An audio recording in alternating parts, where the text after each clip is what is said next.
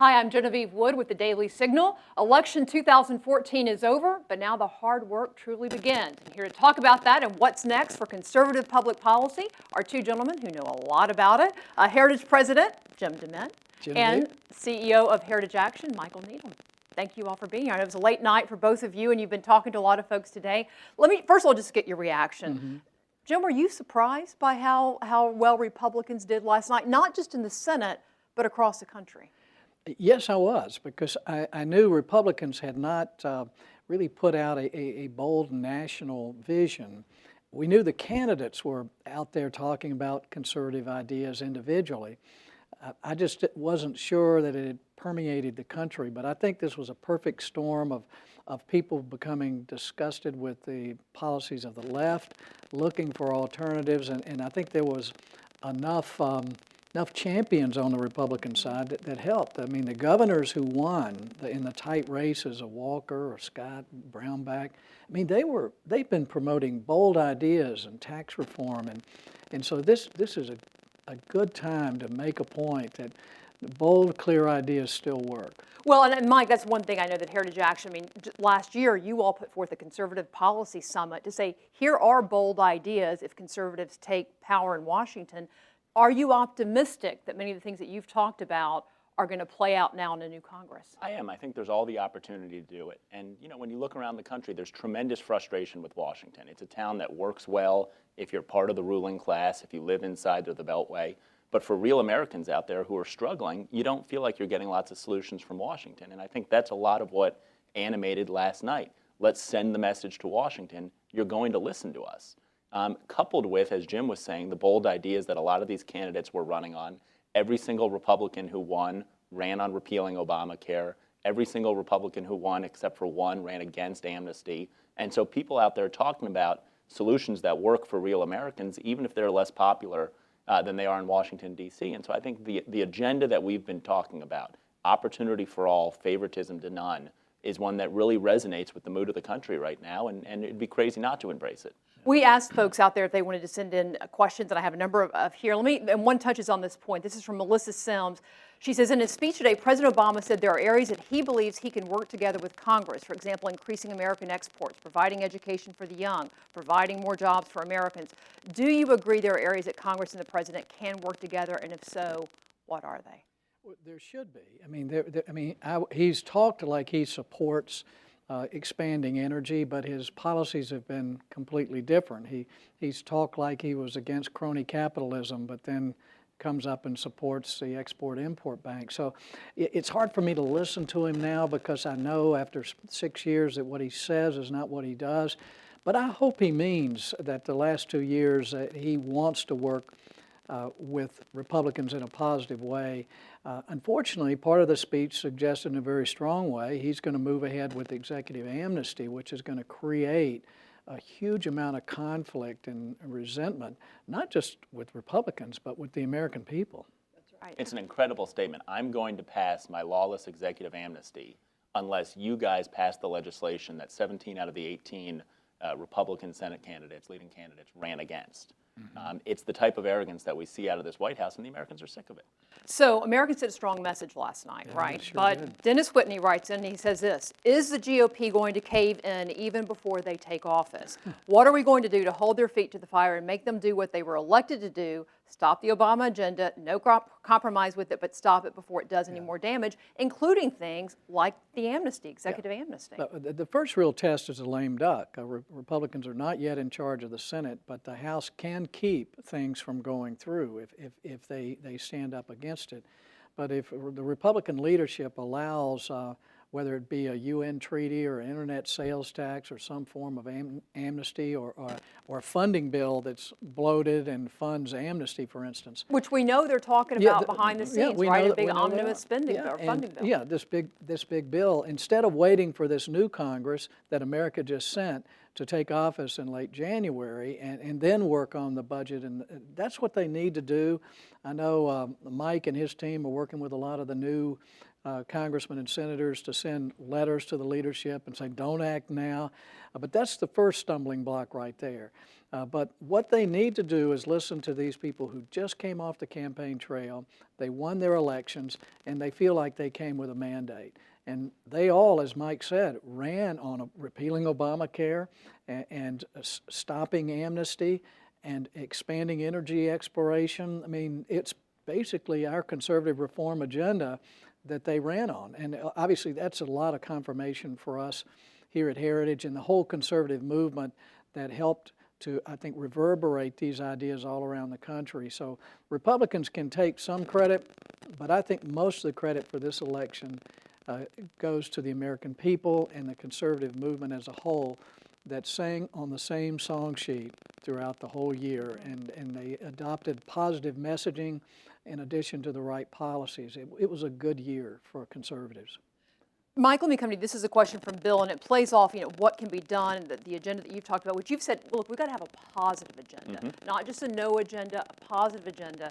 Bill writes, and he says, Republicans have taken the Senate. They must now demonstrate that Congress can govern and restore our faith in government. How do they go about doing that? Yeah, well, I think it depends in some ways how you define govern. Govern in Washington, D.C. just means that people come together, pass a bill, there's a signing ceremony. That doesn't speak to the real concerns that the American people have. Look, the median income in the United States is the same today as it was when Ronald Reagan left office, $52,000 per year. At the same time, meat is at $4 a pound, gas prices have gone up, our education system's failing our kids. How are you going to pay to send your kids to college? These are real concerns. Putting forth solutions that speak to those very real needs of real Americans is what this Congress should be doing. I hope the president will then work with people. Washington, D.C. needs to stop treating these real concerns that people have as some sort of game to turn into 30-second TV ads and be about solutions. If the president's not willing to compromise, and it's pretty tough to look at the press conference he just did last hour and think that this is somebody who's going to compromise. But Mitch McConnell said in his press conference today, look, President Obama needs to deal with the Congress and the government he has, not the one he may fantasize about. Right. He ought to take a few lessons from Reagan and from Clinton, but I don't think Barack Obama is a Bill Clinton type of Democrat, right? No, it's extraordinary that he still sees amnesty and global warming as the big crisis we have to address. I mean, for heaven's sakes, we hadn't had global warming in almost 2 decades. I mean, but what we do need to address, the things Mike is talking about, the income stagnation, the middle, hardworking, tax-paying Americans feel like they've been left out of any recovery that has taken place. And there's some good policy ideas that can get this moving in the right direction. And that's what we need to be talking about. There's some very easy things like energy development, for instance, that doesn't cost the taxpayer a dime. It would fill the treasuries of the states as well as the federal government, create jobs, and make America dominant on the energy front if we just move ahead. And it doesn't cost us anything. So that kind of thing is what I hope they can work together on. But you know, Genevieve, there's an important lesson also for conservatives here, which is that the left got thumped yesterday, and the very next day they're off the mat, and he is aggressively pushing incredibly unpopular policies. The reason he didn't do the executive amnesty in August was he knew how unpopular it was going to be. The left is in a war. The left is fighting for their vision. Frankly, if Republicans got thumped the way the Democrats did last night, they'd probably throw half their platform out the window. They'd be so embarrassed about what they believe. And so we need to be prepared to be every bit as committed, every bit as much into the war as the left is, because that's what Barack Obama showed. He showed the mentality of the left. And the only way to beat that is to be equally committed to our cause. Well, and I thought that as I was listening to Mitch McConnell, you may need to take your own advice, which is don't, fantasize about the president you wish you now had to deal with. Deal with the one that you've got. Susan in Lansing, Kansas wrote this in, and it kind of deals with where they should start. Do you think newly elected Republicans in the House and Senate should first push legislation which has some bipartisan support and directly helps Americans in their pocketbooks? I'm talking about actions such as the Keystone Pipeline.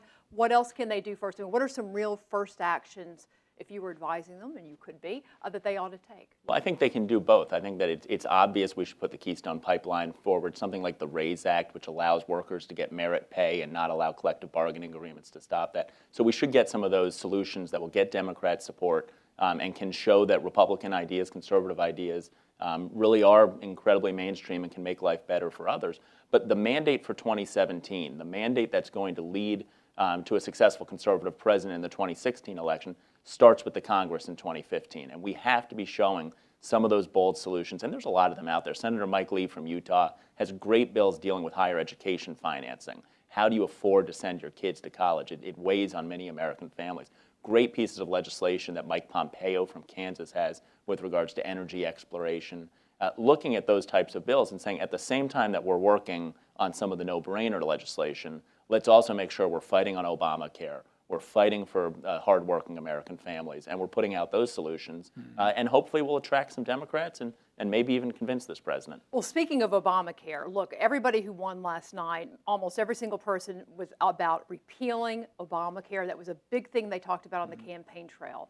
How confident are both of you that after you've heard the Republican leaders now speak after the elections last night, that they are actually truly going to repeal or try to repeal Obamacare? I think the new class coming in is going to keep pushing the leadership to address that. First of all, they need to talk about it and convince Americans they are committed to it. I mean, we know with this president in the White House, he's not going to sign a repeal.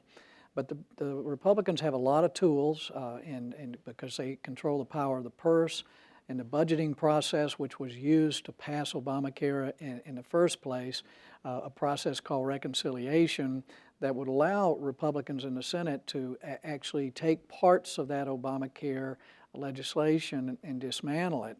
And what we need over the next 2 years is not only keep telling Americans that we need to get rid of this, pull it up by its roots and replace it, but make sure that it doesn't calcify in a way that makes it impossible to repeal, because we lose the private insurance market in the next 2 years. So there are some very real things Republicans need to do, probably a step-by-step approach, but never with the idea we're going to fix this thing. We have to say this has to be done, but we ultimately have to repeal it.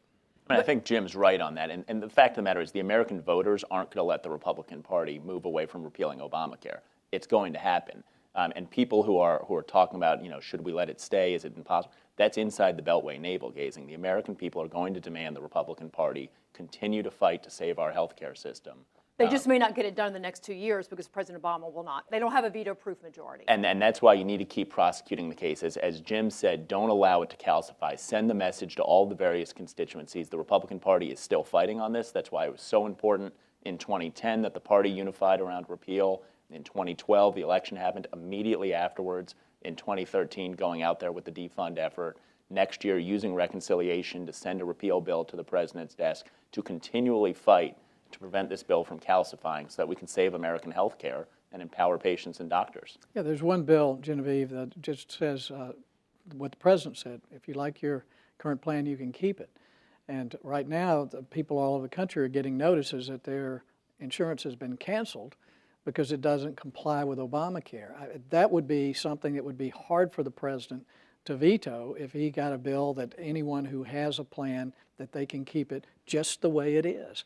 That's the type of simple... Well, that's what he told them in the first place. That's what he told them, and he would still say that's true in some kind of degree, depending on how you find what you like or something. I don't know what is, but we can move things through. But there are big issues that unite the country, the left and the right. And I think energy independence and exploration is one, education opportunity is another.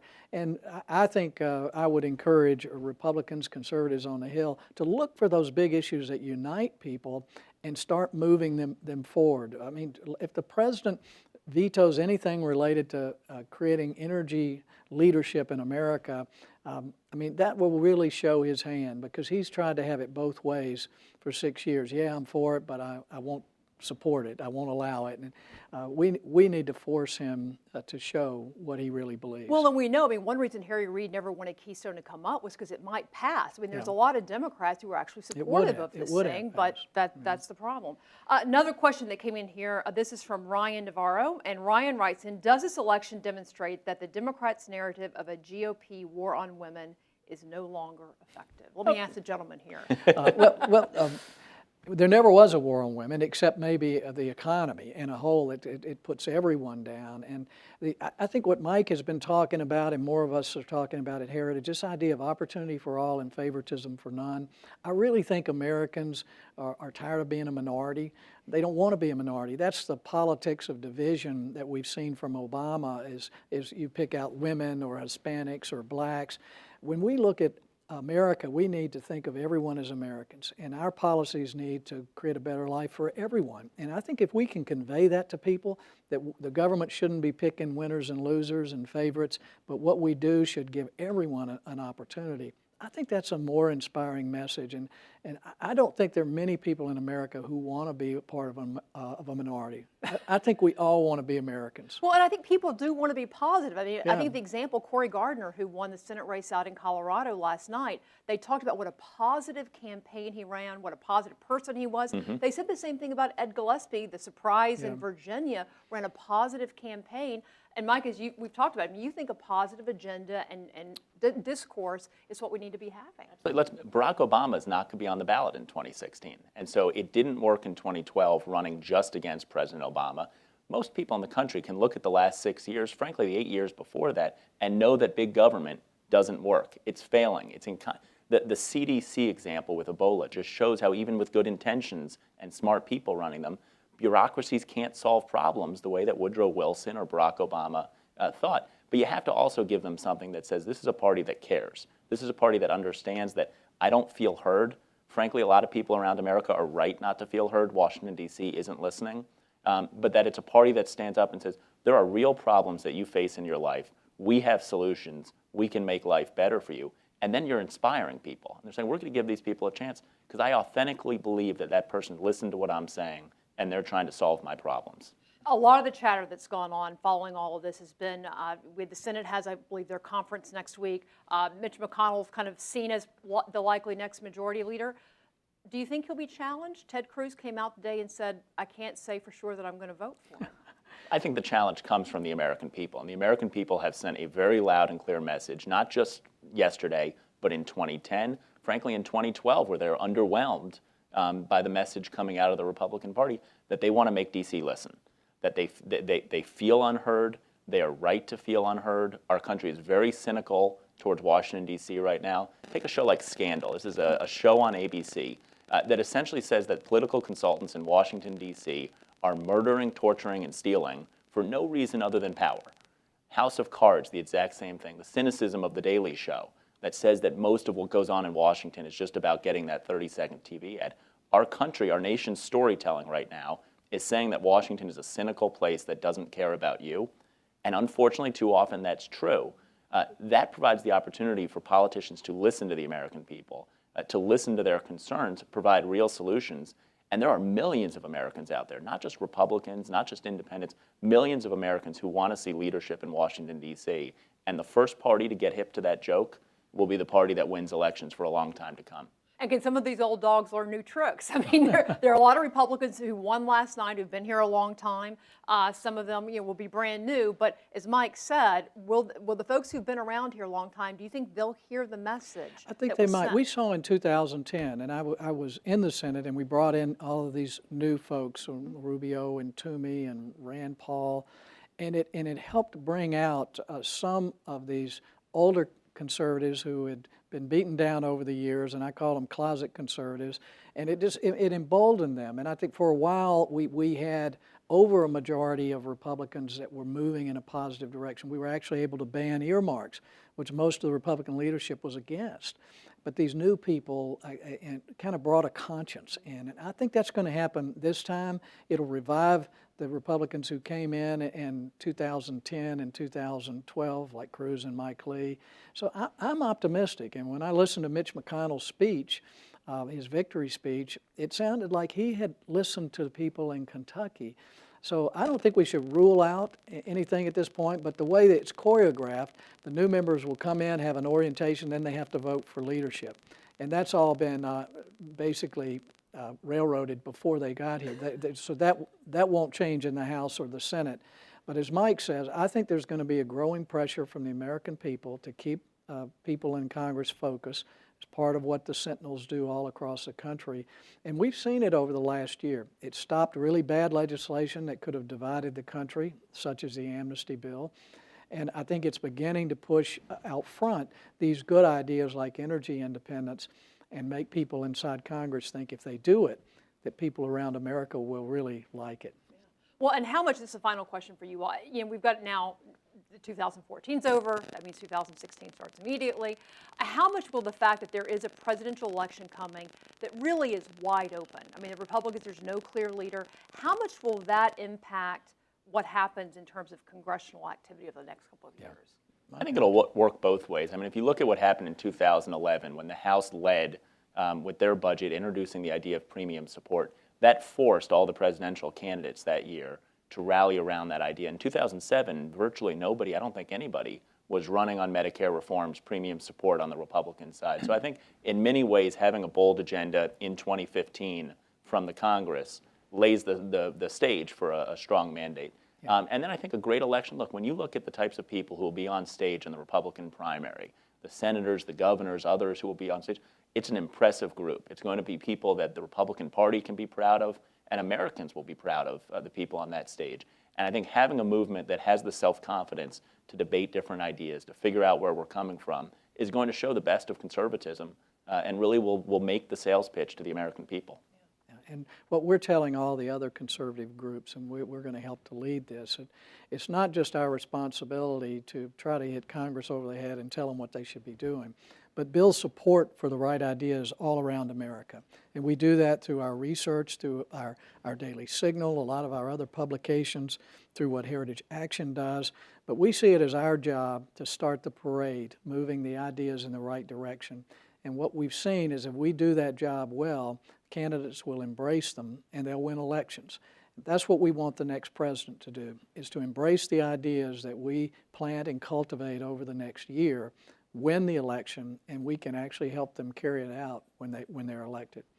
Jim DeMint, Genevieve. Michael Needham, thank you both very much. And I know that you all would agree with me in virtually giving a high five to everybody out there who's watching and saying thank you for all you did in the election, going to the polls, working going door to door, giving your money, prayer, everything else that you did. We appreciate it because without you voting the way you did, we couldn't do what we're doing here in Washington. Exactly. To continue following what we're doing at Heritage and at Heritage Action, you can do that all by following the Daily Signal at dailysignal.com.